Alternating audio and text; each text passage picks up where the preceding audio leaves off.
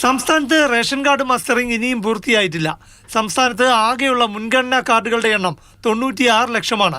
85.78 ലക്ഷം മഞ്ഞ pink കാർഡുകളുടെ mustering പൂർത്തിയായിട്ടുണ്ട്. ഭക്ഷ്യവകുപ്പ് ഇപ്പോൾ നടപ്പാക്കുന്നത് ഫേസ് ഡിറ്റക്ഷൻ അഥവാ മുഖം തിരിച്ചറിഞ്ഞുള്ള മസ്റ്ററിംഗ് ആണ്. കിടപ്പ് രോഗികളുടെയും കുട്ടികളുടെയും മസ്റ്ററിംഗ് ആണ് ഭക്ഷ്യവകുപ്പ് ഇങ്ങനെ നടപ്പാക്കുന്നത്. 21,396 കാർഡുടമകൾ ഇത്തരത്തിൽ മസ്റ്ററിംഗ് പൂർത്തിയാക്കി. നവംബർ 30 വരെ മസ്റ്ററിംഗ് തുടരും. പിന്നെയും അവശേഷിക്കുന്നവരുണ്ടെങ്കിൽ അവർക്കും അവസരം നൽകി 100% മസ്റ്ററിംഗ് നടപ്പാക്കാനുള്ള ശ്രമത്തിലാണ് ഭക്ഷ്യവകുപ്പ്.